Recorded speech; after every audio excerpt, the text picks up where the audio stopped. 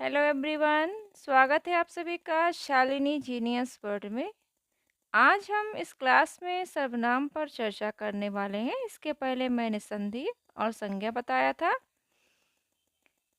आइए क्लास को शुरू करते हैं। सर्वनाम संज्ञा के स्थान पर प्रयोग किए जाने वाले शब्द सर्वनाम कहलाते हैं। सर्वनाम का मतलब है सभी का नाम।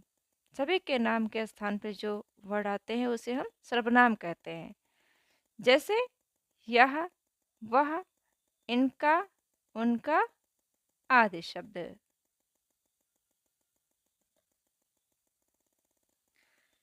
सर्वनाम के भेद। सर्वनाम के 6 भेद होते हैं। पुरुषवाचक सर्वनाम, निश्चयवाचक सर्वनाम, अनिश्चयवाचक सर्वनाम, निजवाचक सर्वनाम, संबंधवाचक सर्वनाम और प्रश्नवाचक सर्वनाम। पुरुषवाचक सर्वनाम वह सर्वनाम शब्द जो स्त्री या पुरुष के नाम के स्थान पर प्रयुक्त होते हैं उसे पुरुषवाचक सर्वनाम कहते हैं।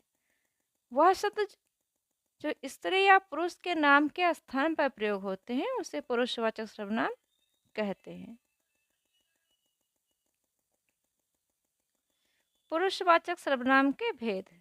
पुरुषवाचक सर्वनाम 3 प्रकार के होते हैं: उत्तम पुरुष, मध्यम पुरुष और अन्य पुरुष। उत्तम पुरुष जिस सर्वनाम शब्दों का प्रयोग कहने या बोलने वाले अपने लिए करते हैं उसे उत्तम पुरुष कहते हैं। जैसे मैं, मेरा, मुझे, मुझको, हम, हमारा, हमें आदि शब्द। जो शब्द बोलने वाला अपने लिए करता है, जैसे वक्ता। मध्यम पुरुष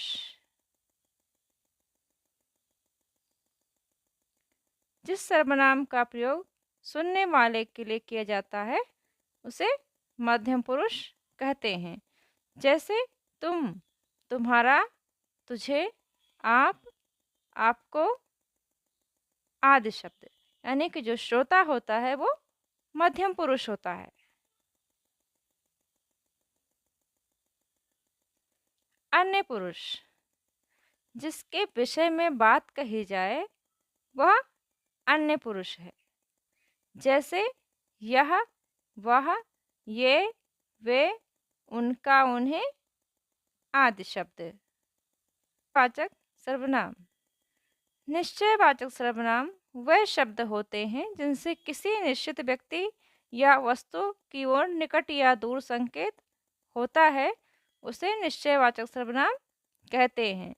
जैसे यह मेरा घर है, वह माधव की गाय है, यह मेरा हथियार है। ये क्या है? ये निश्चयवाचक सर्वनाम है। जैसे मैंने कहा यह मेरा घर है, तो हम कॉन्फिडेंस के साथ कह रहे हैं कि ये मेरा घर है, ये निश्चित है कि ये मेरा घर है।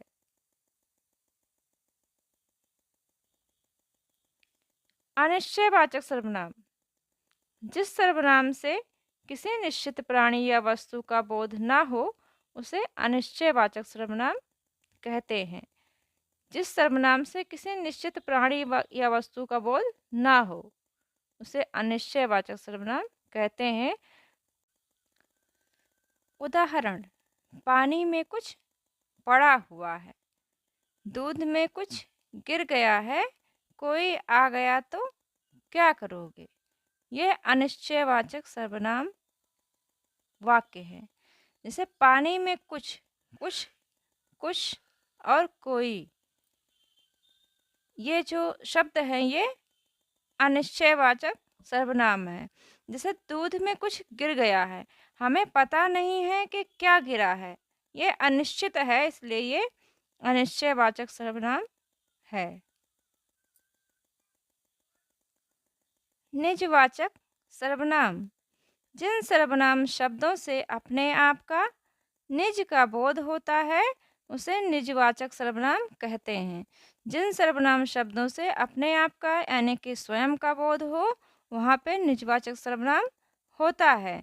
उदाहरण, मैं खुद ही बाजार चला जाऊंगा। ये स्वयं की बात हो रही है, स्वयं का बोध हो रहा है, इसलिए यहाँ पे निजवाचक सर्वनाम है। मैं अपना काम स्वयं करूंगा। संबंधवाचक सर्वनाम, जिन सर्वनाम शब्दों से दो संज्ञाओं का पता चलता है उसे संबंधवाचक सर्वनाम कहते हैं। जैसे जो, सो। जो मेहनत करेगा वो सफल होगा। वह चोरी करता है, जो गलत काम है। ये संबंधवाचक सर्वनाम है। जो क्या है? संबंधवाचक सर्वनाम। वो क्या है? संबंधवाचक सर्वनाम। प्रश्नवाचक सर्वनाम, जिस सर्वनाम शब्दों का प्रयोग प्रश्न करने के लिए किया जाता है उसे प्रश्नवाचक सर्वनाम कहते हैं। जैसे क्यों, कैसे, क्या, कौन आदि। जैसे कौन आया है, तो हम प्रश्न कर रहे हैं कि कौन आया है, तुम्हारे पास क्या है। यह किताब किसकी है, किसकी, क्या, कौन, ये जो शब्द हैं ये प्रश्नवाचक सर्वनाम हैं। हमारी आज की क्लास आपको कैसी लगी कमेंट करके ज़रूर बताएं। Thanks for watching.